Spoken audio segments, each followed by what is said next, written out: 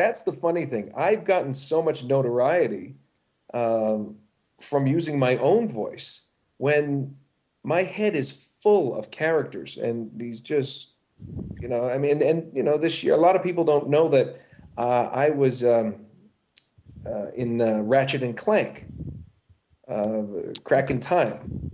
Yeah. Because the voice was just so off the wall. They don't know that that was me. Yeah. And if I could remember the name of the character, I would. It's very Who's it? Anybody look that up? Anybody? And talk like this. Oh, sir. Oh, what's his name? He's right at the start. I'm little so robot sorry. who runs through the whole thing with you.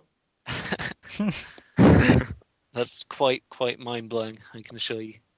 Well, it's just like this. He's like, oh, yes, sir, we have to keep moving. And, and then everybody thinks Nathan Drake walking out. Yeah, well, Payback's a bitch. It's like, okay, well, it's the same guy. If you'd like, just in terms of character and voice, Ratchet and Clank, Crack in Time. Doing Sigmund when it was like this because it's so much more fun to do something like that. I've had a bunch of roles that I really enjoyed. The Penguin, obviously, was great. In Ratchet and Clank, Crack in Time, I got to do Sigmund. The little robot who had this kind of voice, and he was, so sure, and that was great. The room, and there was a lot of crying and sweating, but we got through it, and that's when I did that. But my favorite character that I put out is it's an odd one. People don't really know it. I think a lot of people don't know it was me, but in Ratchet and Clank, Crack in Time, I did Sigmund, and I got to do this voice very much for the whole time, and it was just such a departure from what I usually do, sir, and that's what I really enjoyed the most. There's Sigmund that was in Ratchet and Clank. There's a number of different ones. I'm certainly forgetting a few. Who else? I don't know. There's so many voices in my head. It scares me. It scares my children. What role do you get excited to do? I really like the Insomniac game, Ratchet and Clank, Crack in Time, when I did my little guy, my little bot, who I'm forgetting his name now. Oh, the one who was in charge of the... Yes, sir. Oh, sure. Right.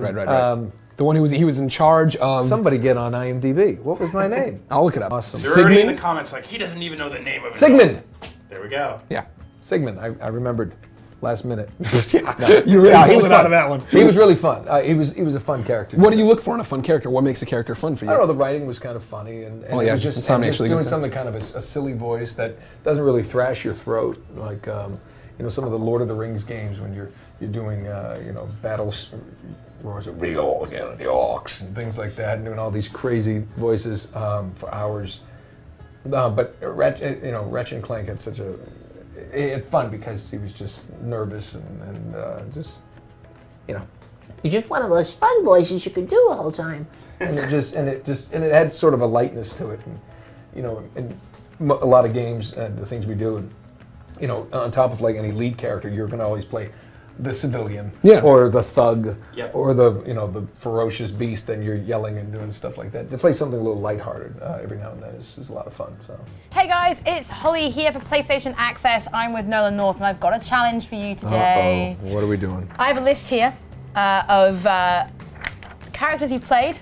I'm going to read them out as quickly as possible. I want you rapid fire. I want you to put the voice on and do what I've asked you to do as quickly as possible. All right. Cool. Are you ready? Yeah. Hold on. Get your cap on. Okay.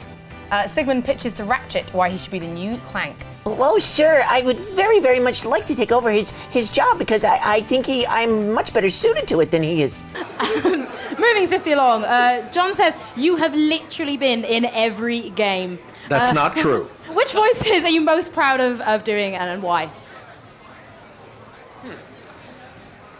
I always go to the Penguin in the Arkham series because Rocksteady is a British company. They allowed me to butcher that. That's not true. No, he needs to sound like this. It can't be perfect. But that actually came at a time when everybody said, "Oh, he's in every game. He sounds the same," and then they were like, "Oh, that's him." And then it was like, Now it's Sigmund, sir, in Ratchet and Clank, and this is wonderful. And oh, I didn't know that was him. And it's like, and then Yeah, space, going space core. and then I didn't know that was him. I can't believe it. We didn't even get to Portal 2, to Deadpool, Space, Deadpool. Arkham City, That's right, mate. to Saints Row. I mean, you had your That's own just voice. my, but I it's just know. me. That's boring. You're president of the United That's States. boring. Ratchet and Clank. Sigmund? Oh, yes, sir. We have a question off to your left. Thanks for the signing earlier. I just want to ask, are there any roles that you enjoy doing that aren't well known for video games or even TV or that? Also, can you answer it in the style of Sigmund from Ratchet and Clank? Because I really love that game. You guys are killing me. So the question is, are there any lesser known things that Troy and I have done together? No, like any personal roles that you did yourself that aren't well known? No, sir. All my roles are very well known. Very, very well known. Especially Sigmund, if you don't know who that is. So it's been very, very good. Oh, sir. But Troy and I worked on something that wasn't well known with Transformers, where he played jazz and I was a cliff jumper. I can't believe I'm doing this. Oh my God. Number 9, Sigmund, Ratchet & Clank Future, A Crack in Time. Okay, number 9, Sigmund, Ratchet & Clank. Yes. This is one that this is kind of one of your personal favorites. Would you put it at number 9? Sure, no. I mean, it's a top 10, but it was... count. It's like 9 is from the bottom. All I'm saying is it was an interesting one because, you know... It was very cartoony, oh, sir. You know, Sigmund. And it was not processed. It was, yes, of course, Sigmund. 0426A. While you were unconscious. I mean, I really enjoyed this one a lot because it was one of the first games where I got to do something like cartoony and almost kid-like. Sigmund from Ratchet and Clank was kind of fun, just because it's so silly to be able to, do a voice that I used to do for my nieces and nephews when they were little. All right, let's get back to the questions. Let's get back to questions. Yeah. Does Nolan remember voicing? All right, this is Tea Cakes. I don't have a question, more a request, I suppose. Does Nolan remember voicing Sigmund in Ratchet and Clank in like 2009? And if so, could he say something in that voice? Who is this to? This is TWD Tea Cakes. Just go with Tea Cakes. Tea Cakes. Oh, yes, Tea Cakes. I certainly remember Sigmund. He was my very, very favorite character. Yes, sir. Insomniac Games. Yes, absolutely, sir. TJ Fixman was the one who wrote that game.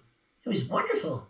Yeah, I'd say that was a cool one because it was like so not my voice, and yeah, in the midst of all the Uncharted and all these different things, it was that one and doing the Penguin, where they the Penguin, So they were the ones that kind of broke me out of people going, "Hey, this guy sucks." He sounds like you say Assassin's Creed, all this stuff. He sounds the same. He sucks. I finally get to work. It's like he has one voice, Uncharted. It's like, oh, I don't.